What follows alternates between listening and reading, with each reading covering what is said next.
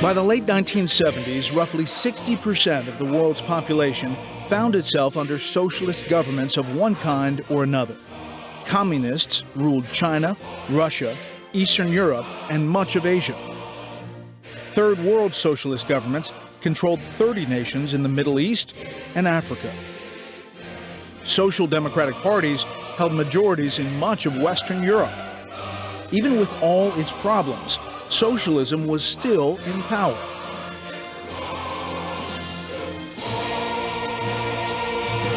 Then, unexpectedly, the pendulum began to swing.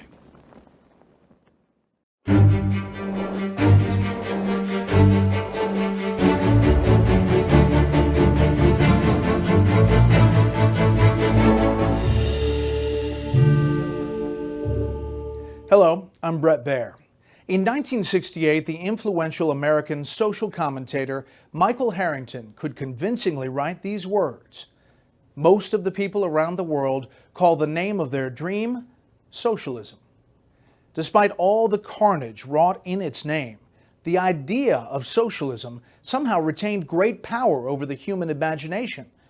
But that would soon change. On this edition of the Unauthorized History of Socialism, we'll see the two great communist powers move away from socialism with momentous consequences. We begin in China. 如果现在再不实行改革，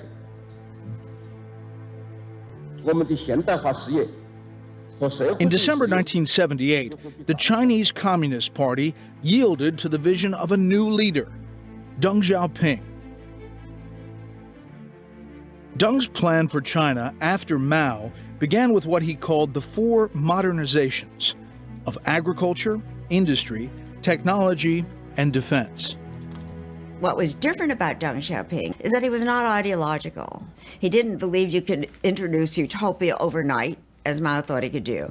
And he realized that in order to bring about change in China, you had to have fundamental economic reforms. Change lay ahead for the social democratic world as well. The following spring, Margaret Thatcher became the first female prime minister of Britain.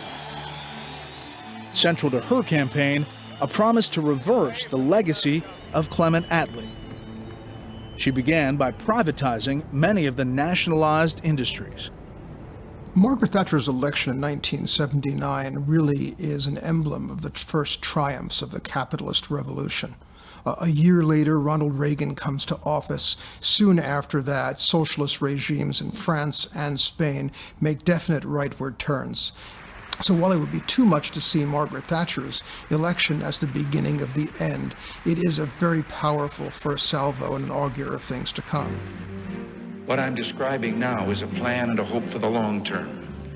The march of freedom and democracy, which will leave Marxism, Leninism on the ash heap of history as it has left other tyrannies which stifle the freedom and muzzle the self-expression of the people.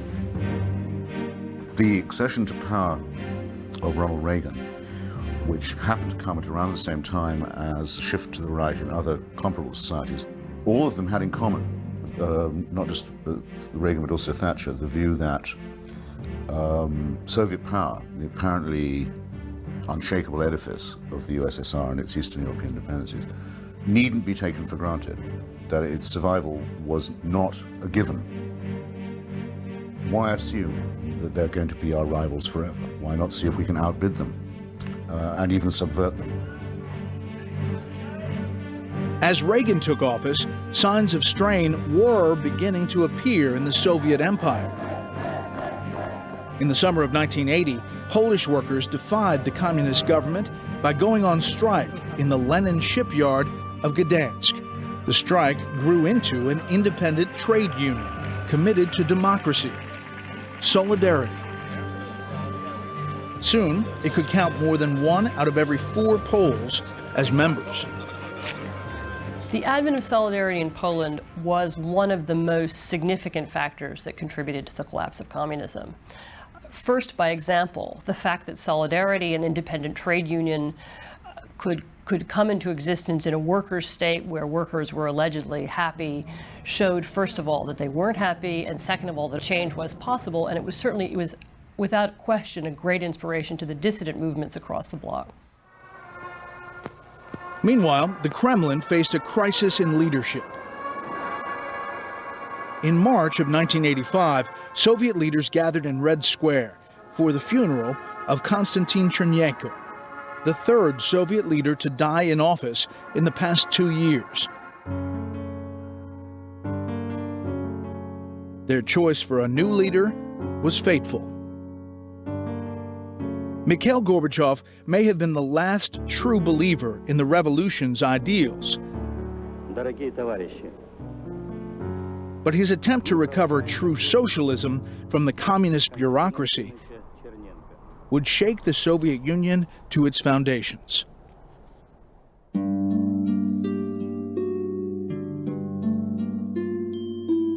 Mikhail Sergeyevich Gorbachev grew up in the 1930s. It was a period known as the Great Terror. Under the rule of Lenin's successor, Joseph Stalin, millions were arrested and often executed or worked to death in labor camps. Scholars say that as many as 20 million people died. Gorbachev was the grandson of a rich peasant who was arrested and deported.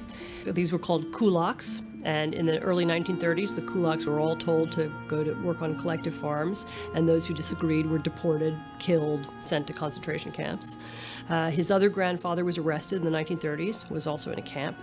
So he grew up with a very powerful sense of what had been wrong with the system, of what had really happened during Stalin's time, and this probably did have an effect on his later politics. From his background, Gorbachev knew of the system's cruelty, but when he became General Secretary in 1985, he focused on addressing its stultifying inefficiency. Can you imagine what it is getting an American driving license? It's quite difficult, quite a tedious process. Imagine doing it every day. This is what the Soviet life was. The whole system was based on people, as we said, pretending that they work, and the government pretending that it pays.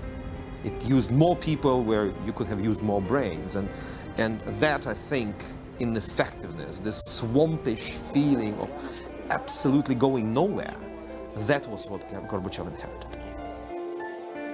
For Gorbachev, at least at first, the problem was not with the Soviet system itself. It was with how that system was being run. One-party state socialism was, according to Gorbachev, a voluntary free choice of the Russian people. He felt that, therefore, he could loosen up the controls, but basically that would not change one thing that was the most important to him, which is the state ownership of the economy, which to him was the basis of the Soviet regime. Gorbachev had a core diagnosis for what ailed the Soviet economy: bureaucracy. His prescription to fight it was called perestroika. In a way, perestroika means rebuilding, transforming things. But I think that Gorbachev still considered it possible that all these things would be done within this centrally planned system that existed in the Soviet Union. That was his mistake. Gorbachev set out to cut the red tape. But the whole system was made of red tape. For all his efforts, it seemed Gorbachev was running in place.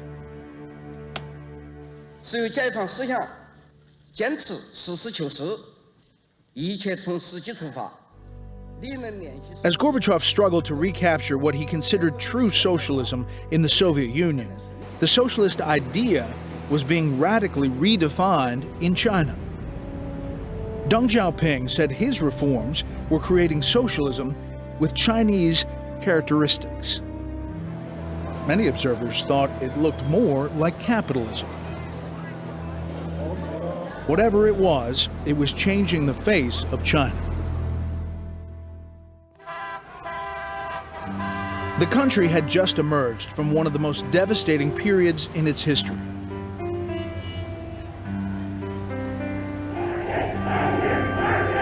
After the catastrophe of Mao's Great Leap Forward, other leaders tried to reduce his power.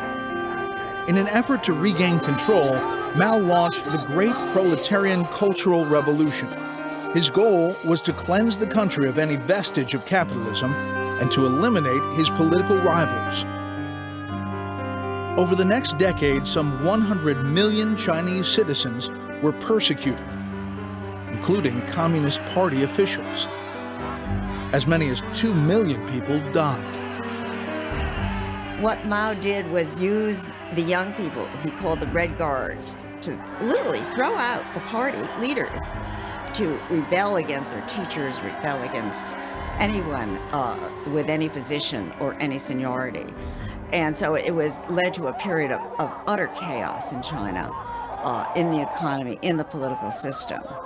And it was that chaos that totally, I believe, demoralized the population, turned them away not only from Mao, but from any belief that Marxism, Leninism, or any ideology, or any ideological utopia was going to solve their problems.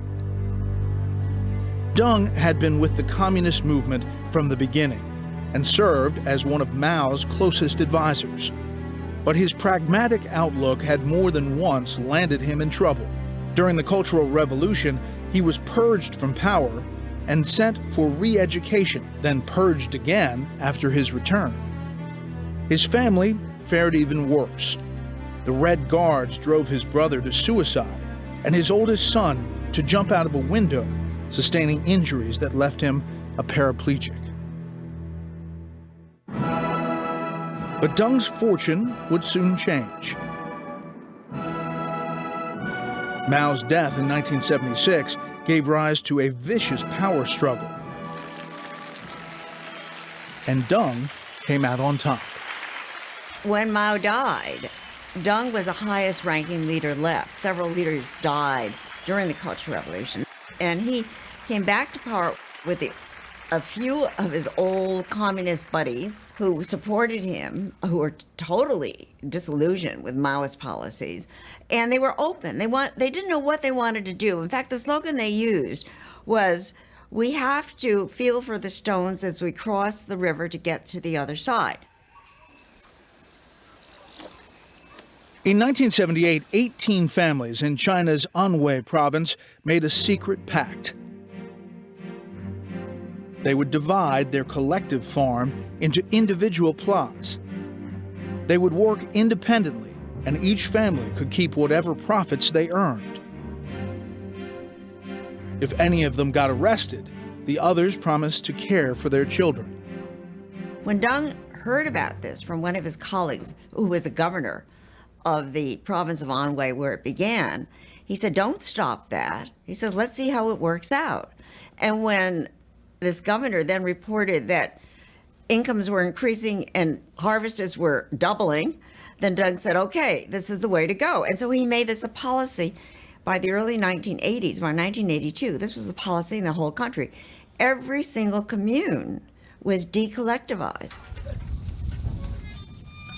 Deng Xiaoping had a saying that infuriated Mao.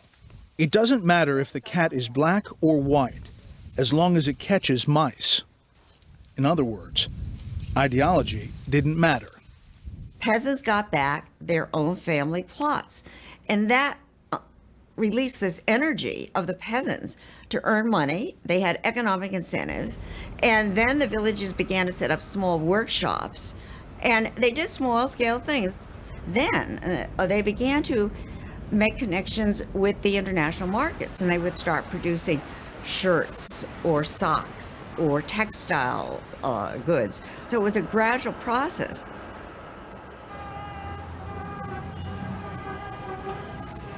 When I first started as a freshman in college in 1978, our meals did not even have enough meat. By my second year in college, things began to change dramatically. Food became abundant, a variety of vegetables, meat became available. And I feel at that time I could see the change quite dramatically unfolding. And indeed, people knew that's because of the reform. 1984 marked the 35th anniversary of the People's Republic of China. According to the World Bank, China's economic growth had now reached 10% per year. It would remain there for more than a decade. But China was still ruled by communists. Beneath the rising tide of economic and personal freedom, the political system remained largely unchanged. In the beginning, Deng Xiaoping thought he could have both economic reform and also political reform. But when the Solidarity movement developed in Poland, there was this great fear in the Chinese leadership that you would have a comparable development in China, a joining together of labor, of workers, and intellectuals. So he began to gradually clamp down.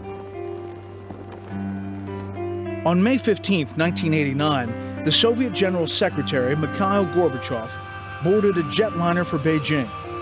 His historic visit would lay to rest a bitter 30-year struggle for leadership of the communist world. An elaborate welcoming ceremony was planned at Beijing's Great Hall of the People. But there was a problem.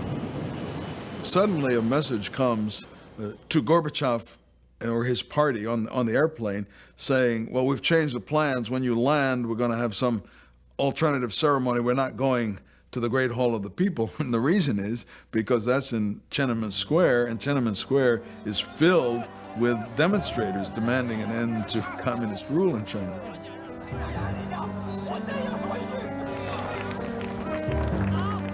By the third day of Gorbachev's visit, 1 million people occupied the square and the surrounding area.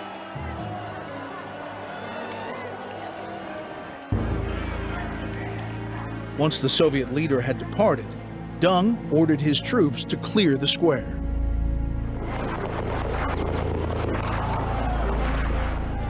To this day, we do not know exact numbers of people who died in the bloodshed. Some reports say there was thousands, others say hundreds, probably true things somewhere in between. Even though Deng had put down the movement for political reform in China, he soon ordered that economic reform resume. In 1993, the National People's Congress enshrined the term socialist market economy in the Constitution. Still, the Communist Party remained firmly in control. Deng is a very complex figure. His stature in history will be examined, re-examined many, many times down the road. His end goal is not to dismantle the rule of the Chinese Communist Party. Never was. The Chinese reform, it was able to keep stability, but it has not really fundamentally changed the political system. Deng and Gorbachev were two radical reformers who set out to rescue socialism, but they were on two different paths. While Deng focused on overhauling the economy, Gorbachev turned his attention to the political system. Gorbachev, in 1987, did face a choice. He came to the point where he either had to retreat to essentially neo-Stalinism of the Brezhnev era and pray that there would be enough political stability for him to serve out his term, or he had to radicalize his approach. Nobody at the time, say early 1987, had any idea that this would lead to a revolution. In a way, it had come full circle. Here, Lenin had revised Marx, Karl Marx, who believed that the proletariat was naturally socialistic and would make a revolution, and Lenin, who had a politics based on the absence of trust. And now Gorbachev flips and is completely the opposite from Lenin, and saying that we have to trust the people. Otherwise, we have no socialism and we have no Soviet regime.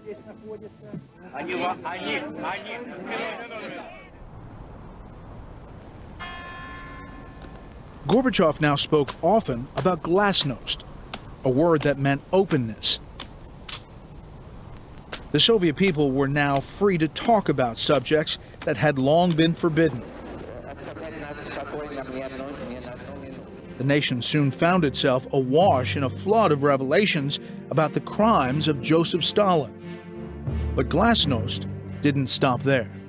Contrary to what Gorbachev expected, they quickly disposed with Stalinism.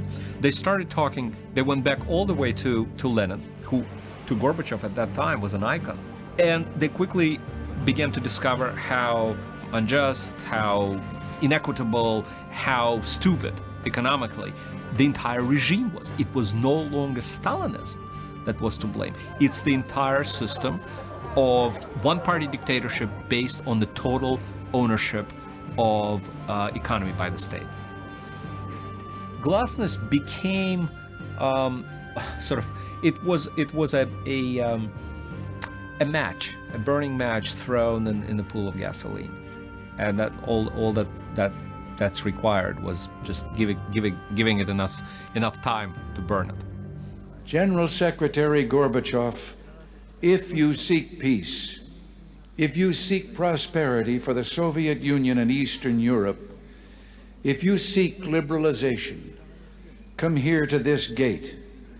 Mr. Gorbachev, open this gate. Under pressure from both within and without, the momentum of change accelerated. Mr. Gorbachev, tear down this wall. In March 1989, the Soviet Union held the first free parliamentary elections in its history. A lot of Communist Party bigwigs were just sort of kicked out.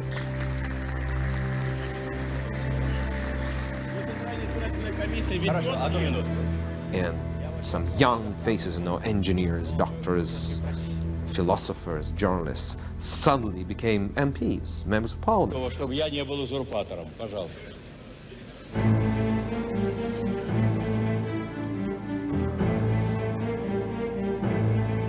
But 1989 had only gotten started. Poland was the first domino to fall. Solidarity, the independent trade union, had managed to survive underground through the 1980s.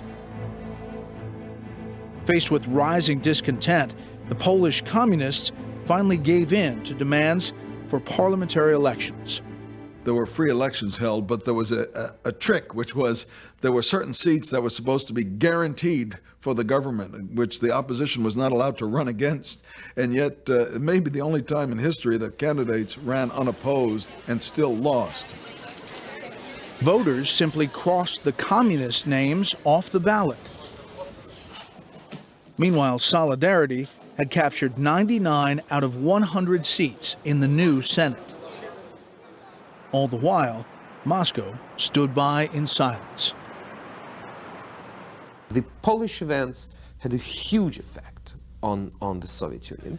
To see people like us doing something completely different, just standing up and opposing, that was something people couldn't believe. We couldn't believe it was happening on our doorstep.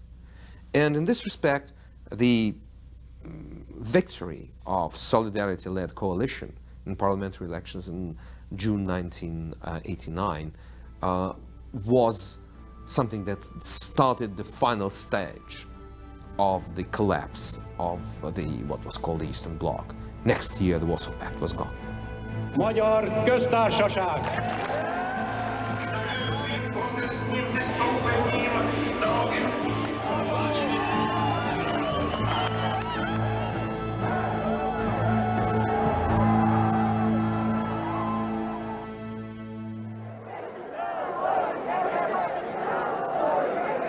Many of the Soviet republics began to assert their independence, while Gorbachev sought to transform the centralized USSR into a confederation called the Union of Sovereign States.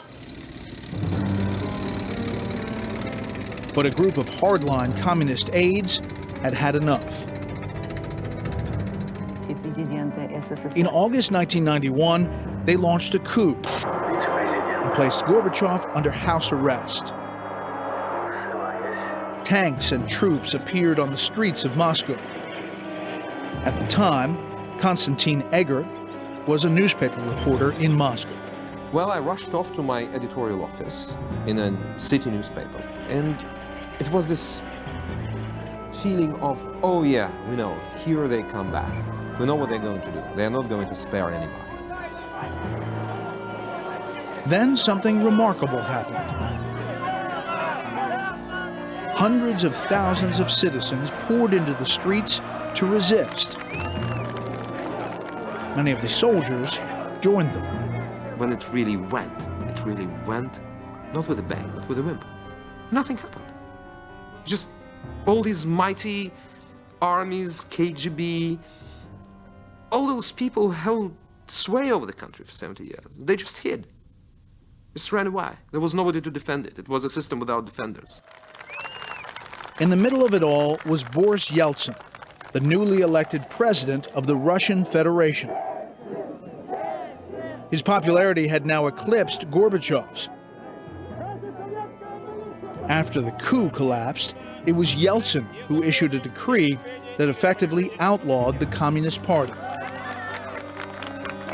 In the following months, one by one, the republics that made up the USSR declared their independence.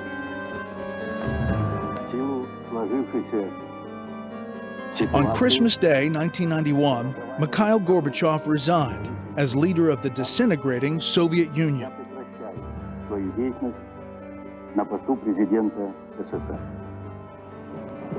The once fearsome communist power was no more.